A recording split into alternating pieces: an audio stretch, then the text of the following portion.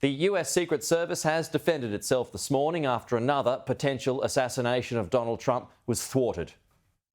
Our agents and our protective methodologies, and there's a lot of tactical assets in place, things that have been put in place as a result of what happened 60 days ago.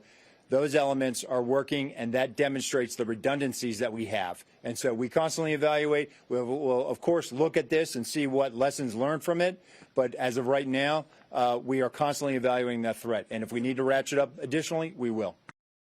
OK, joining us live now, the former special assistant to the former President Trump, Andrew Giuliani. Andrew, good to see you again. Thanks for your company. So, first of all, have you spoken to Mr. Trump? If so, how's he doing?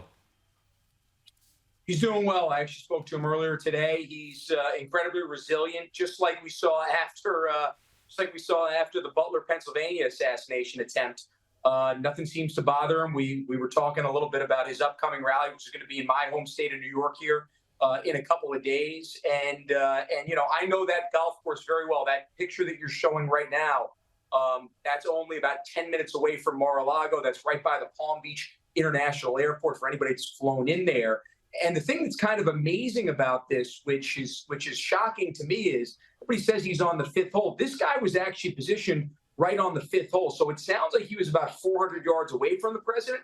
Had the Secret Service not spotted this guy earlier, 15 minutes later, the president could have been as close as 25 or 30 yards away from him. Because if he was playing that sixth or seventh hole, that's exactly where he was positioned, hiding for what it seems like was 12 hours now. So you heard the explanation from the Secret Service this morning, Andrew. Are you satisfied with that? I still have a lot of questions from what happened in Butler, Pennsylvania, to be completely honest. And I don't think they've been completely forthright. And look, it's not just the Secret Service. I know a lot of the people that work right around President Trump, and they are very good at their job. I think they did a great job back in July covering the president. It sounds like the same thing happened yesterday. I was speaking also to one of his golfing partners yesterday who saw it happen, and they said they reacted extremely quickly.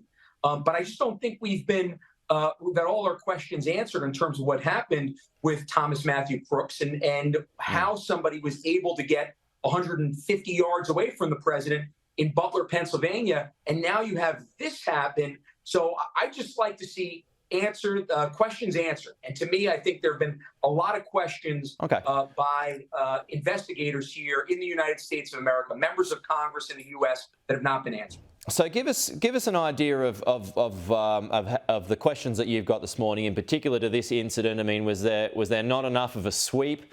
Is there not enough security? Joe Biden's already said this morning that he's upped security for Donald Trump and Kamala Harris. So where are your questions this morning on this latest incident? Well, that certainly is one place that should be swept there, right? I mean, that's immediately outside the perimeter there of the golf course where he's going to be. That's something that you know that there are businesses, that there's a public road that's 25 yards away, 30 yards away from where the president will be off. And you see the picture right there. That's a good example of how close you can actually get. You can get, 25, 30 yards away from right there.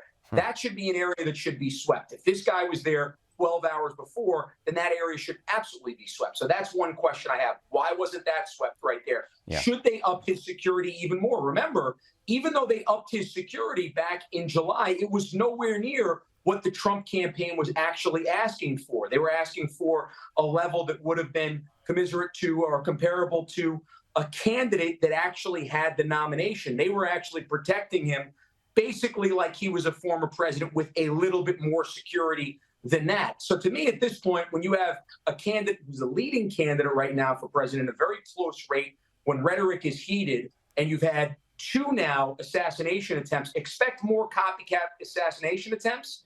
To me, I'd want to see a full presidential level security detail here for the rest of the campaign, not just for President Trump, for Kamala Harris. Yeah. Look, I vehemently disagree with Kamala Harris, but she should be completely protected, just like Donald Trump should be completely protected. No, I agree with that.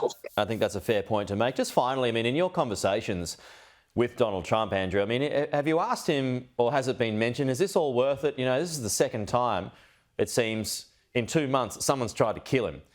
Has he wondered, what am I doing? What am I doing this for? I could die. It's interesting. I've never asked him that question, but just a few weeks ago, actually, somebody asked him that question while I was around him, where we were having lunch. And he thought about it for, I don't know, 2-3 seconds. And he just said, America's worth it.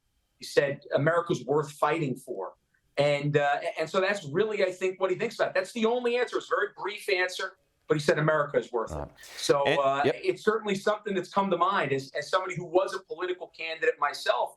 And you think you're on the front lines there, and he's on the front lines every single day on this. And it certainly is on my mind. I know it's got to be on his family's mind now. All right, Andrew Giuliani, good to chat as always. We'll talk to you again soon.